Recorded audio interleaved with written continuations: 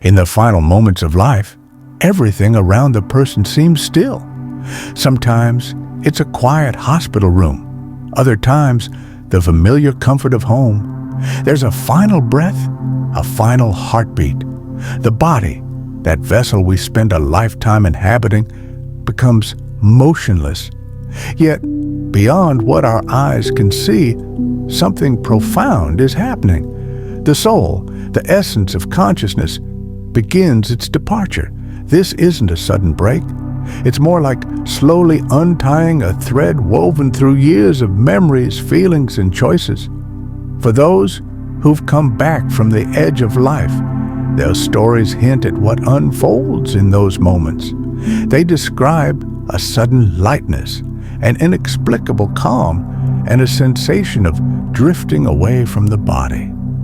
Many speak of hovering above themselves, watching the scene as if they're in two places at once, still feeling, still aware, yet no longer anchored to the world they knew. In spiritual traditions, this delicate parting is seen as an energetic unraveling. Some call it the silver thread, a shimmering connection between the physical and the ethereal. As the thread thins and ultimately breaks, the soul is finally free to continue its journey. But this parting isn't always gentle. In sudden or traumatic deaths, the soul can be confused, even disoriented. It may linger, calling out in vain, trying to interact with those who can no longer hear. It's like waking up in a dream, only to find that everything has changed. For some, especially those who spent their lives preparing spiritually, this moment is one of clarity and calm. They recognize the guides or loved ones who appear to greet them. There's a sense of acceptance and an almost maternal comfort from the spirits who welcome them home. For others, though, it's a jarring shock. Imagine someone who believed death was the absolute end, suddenly finding themselves conscious, yet invisible to the living. It's the start of a new chapter, but one without a map. In those first moments after death, many souls don't realize what has happened. They still feel like themselves. Same thoughts, same worries, same attachments. They try to return home, to comfort their children, to finish what was left undone. But nothing responds. Their voice echoes in a silent room. Their touch no longer stirs a reaction. This confusion is often most intense for those whose deaths were unexpected.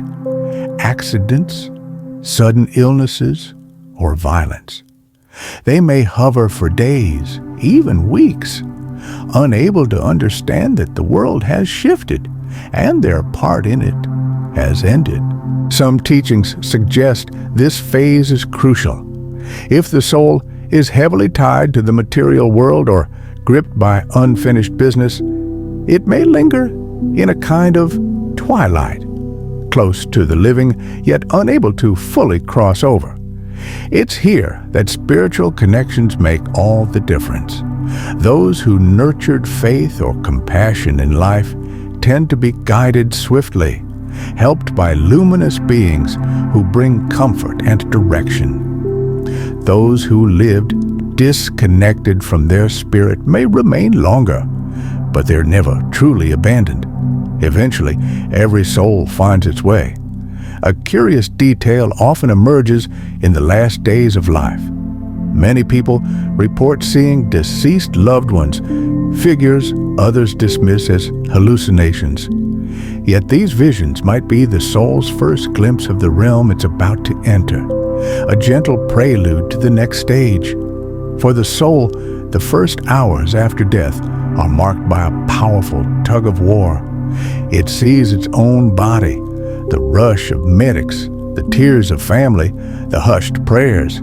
It feels these things intensely, yet it can't intervene. It's present, but no longer part of the scene. In many cultures, the first 7 days after death are seen as a sacred passage. The soul hovers close to the earth, drawn by the vibrations of grief, love, and memory.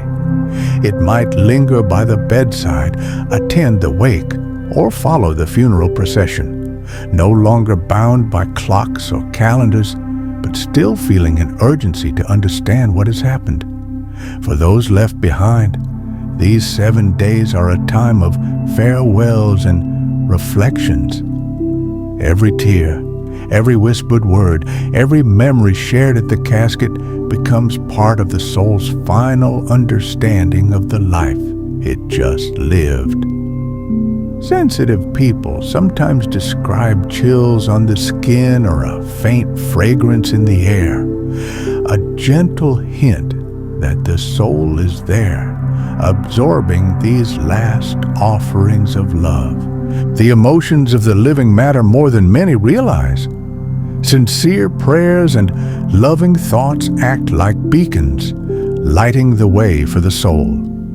But clinging, anguished cries can weigh heavily, like invisible chains. The soul senses this. It feels pulled back, as if it must comfort those still grieving. That's why acceptance and loving release are so powerful. They help the soul step into the light, no longer bound by earthly sorrow. As the days pass, a deeper shift begins. In many spiritual paths, it's believed that the first 40 days after death mark a time of profound review and release. These 40 days, echoing traditions in Christianity, Buddhism, and beyond, are a time for the soul to look back on the life just lived.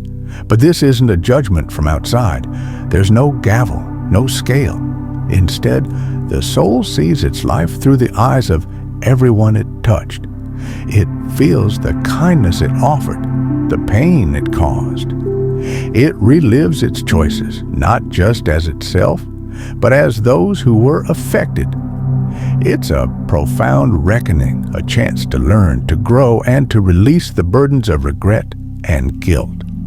During this period, the soul begins to loosen its ties to earthly things, home, work, possessions, even the petty grievances that once seemed so important. Love, however, remains. True love doesn't bind, it lifts. It's this love that helps the soul understand what must be left behind and what is eternal. Many souls in this stage will visit those they loved in dreams. These dreams are vivid, filled with emotion, and often leave a lasting impression. For the living, these encounters can be a final gift, an unspoken goodbye, a reassurance that love endures. By the end of 40 days, there is a final release. The soul, now lighter, understands it's time to move forward. It carries the essence of its life, the lessons, the connections, but leaves behind the weight of unfinished business and human drama. Sometimes this release is felt by the living, a sudden peace, a moment of stillness, or a gentle sign in the world around them. Yet even beyond the 40 days, bonds of love don't simply vanish. The soul can visit, can guide, can comfort, though now in ways more subtle, more refined. It's said that the soul's vibration resonates with those who keep their hearts open, who live in gratitude and gentle remembrance. In the months that follow, certain dates, like the first anniversary, are seen as powerful portals. These moments mark a cycle completed, a new beginning for both the departed and those who remain. The soul is often settled by then, finding its place in realms that reflect its inner state. What are these realms? Spiritual traditions speak of luminous cities, ethereal planes, and realms of light where souls heal, learn, and continue their journeys. Some souls, guided by compassion, remain close to earth, helping those who struggle. Others explore higher dimensions of consciousness, finding their next path in the grand tapestry of existence. For every soul, this journey is unique. It's shaped by the choices made in life, the lessons learned, and the love given and received. And for those of us still here, it's a reminder that everything we feel, think, and share has a ripple effect that echoes far beyond the boundaries of this world. As we stand at the edges of mystery, one truth shines through. Death is not the end. It's a doorway, a transformation, a chance for the soul to continue its quest for meaning and connection.